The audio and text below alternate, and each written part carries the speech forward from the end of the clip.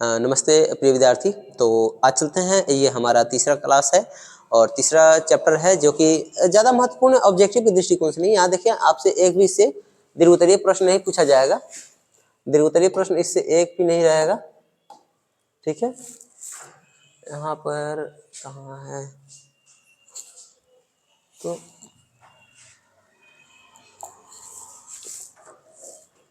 दीर्घोत्तरीय तो आप देख रहे हैं एक भी नहीं है। लघुत्तरीय भी एक पूछा हुआ है कभी कभी, तो इसमें लघुत्तरीय दीर्घोत्तरीय पर ध्यान देने की कोई आवश्यकता नहीं है। बस इसमें जो है आपको ऑब्जेक्टिव पर ध्यान देना है। कुछ महत्वपूर्ण तथ्य हैं, इनको देख लेते हैं। महाभारत प्राचीन भारतीय सामाजिक इतिहास जानने का एक प्रमुख साहित्यिक स्रोत है। यह संस्कृत में लिखा गया है। महाभारत की भाषा क्या थी? संस्कृत थी। इस ग्रंथ में कौरव और पांडव के बीच राजनीतिक संघर्ष की कहानी लिखा गया है। कुरुक्षेत्र के युद्ध मैदान में श्री कृष्ण द्वारा अर्जुन को जो कर्म की प्रधानता है उसके बारे में उपदेश दिया गया और इसी उपदेश को हम गीता के नाम से जानते हैं। तो गीता भी महाभारत का ये एक अंश है जिसमें उपदेशात्मक तरीके से उसको लिखा गया है, जिसे श्रीमद् भागवत गीता भी कहा जाता है। गंगा पुत्र भीष्म को इच्छा मृत्यु का वरदान प्राप्त था जब इन्होंने एक कठिन प्रतिज्ञा ली थी, विष्णु प्रतिज्ञा ली थी, जिसके बाद इनका नाम भीष्म पड़ जाता है। इनके पिता द्वारा इन्हें इच्छा मृत्यु का वरदान दिया जाता है। महाभारत में अन्याय, अत्याचार आदि को समाप्त करने के ईश्वरीय अवतार की परिकल्पना की गई है। यह ग्रंथ हिंदुओं का पवित्र ग्रंथ है। ठीक है, इसमें कौन सी जानकारी थी। ऑब्जेक्टिव के माध्यम से जो है ना हम लोग कहानी को भी समझते चलेंगे। जितने भी प्रश्न आएंगे हम लोग उसके इर्द गिर्द की कहानियों को भी समझेंगे। पहला क्वेश्चन है, महाभारत युद्ध कितने दिनों तक चला था? आपको याद होगा, हमने पिछले चैप्टर में जस्ट बताया था कि महाभारत का युद्ध जो है लगभग 18 दिनों तक चला था। और इस युद्ध में अंततः जो जीत है पांडवों की होती है। ये पांडव वर्सेस कौरव हो रहा था और ये हो रहा था कहाँ? तो कुरुक्षेत्र में। कुरुक्षेत्र में कितना दिन तक हुआ? 18 दिन तक। ठीक है, महाभारत की रचना किसने की थी? तो महाभारत की रचना जो है वेद व्यास ने किया था। कृष्ण द्वैयापन महर्षि वेद व्यास इनका नाम था। कृष्ण द्वैयापन महर्षि वेद व्यास नाम था। महाभारत में गंगा पुत्र के नाम से किसे जाना जाता है? महाभारत में गंगा पुत्र के नाम से किसे जाना जाता है? शांतनु को, भीष्म को, दुर्योधन को कि शकुनी को? तो महाभारत में जो गंगा पुत्र है वो भीष्म को जाना जाता है, जिन्होंने भीष्म प्रतिज्ञा की। उसके बाद इनका नाम भीष्म पड़ गया। पहले इनका नाम देवव्रत था, बाद में जिन्हें गंगा पुत्र भी कहा गया, गंगा पुत्र, और बाद में इनका नाम भीष्म पड़ गया। और जब ये बूढ़े हो गए तो इनको जो पोते पर पोते थे उन लोगों ने इन्हें भीष्म पितामह कहा। ठीक है, दादा। कुरुक्षेत्र का युद्ध किसने जीता? हमने बताया है पांडवों ने जीता। कुरुक्षेत्र का युद्ध जो पांडवों ने जीता। द्रौपदी किसकी पत्नी थी? द्रौपदी भीम की पत्नी थी, युधिष्ठिर की, अर्जुन की, इनमें से सभी की थी? तो सभी की थी। पांचों भाइयों की एक पत्नी थी जिसका नाम था द्रौपदी। ठीक है, यानी कि उस समय महाभारत काल में बहुपति प्रथा प्रचलित था। एक पत्नी के एक से अधिक पति हो सकते थे और इसके बावजूद इनकी अपनी अपनी भी पत्नियां थी। 6 है। पुराणों की संख्या कितनी है? तो पुराणों की जो संख्या है वो कितना है? तो पुराणों की संख्या 18 है। ये पुराण है और पुराण की संख्या 18 है।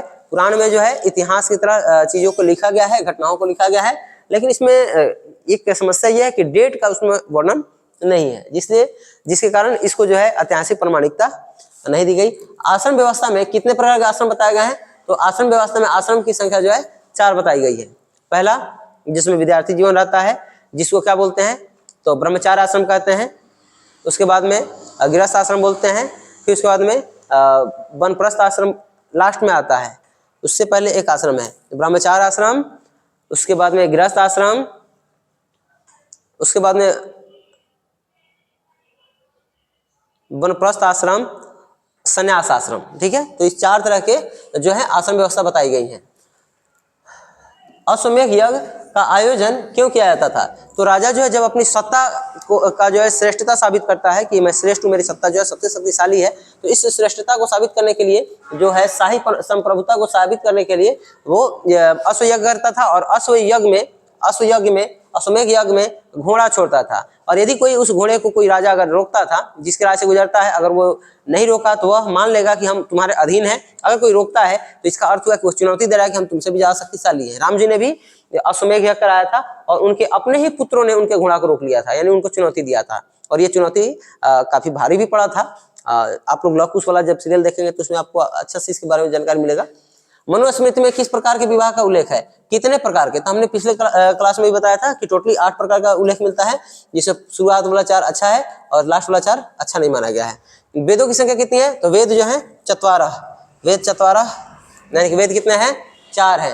वेदों की संख्या 4 है। और महाभारत की रचना किस भाषा में हुई है? तो पहले ही बता दिया गया है, महाभारत की रचना जो है वो संस्कृत में की गई है। ठीक है, महाभारत की रचना किस भाषा में की गई है?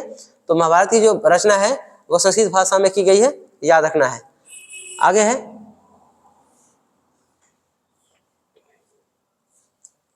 आगे है 12 नंबर, सर्वाधिक प्राचीन स्मृति ग्रंथ कौन सा है?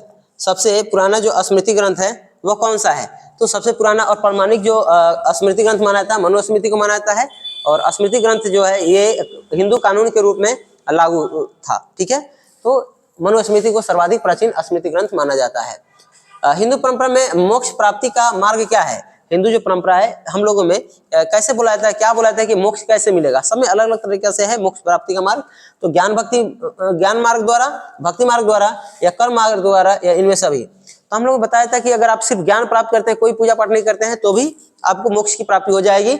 अगर आप भक्ति कर रहे हैं, आपको ज्ञान नहीं है, आप अनपढ़ हैं, फिर भी कोई बात नहीं, आपको मोक्ष की प्राप्ति हो जाएगी।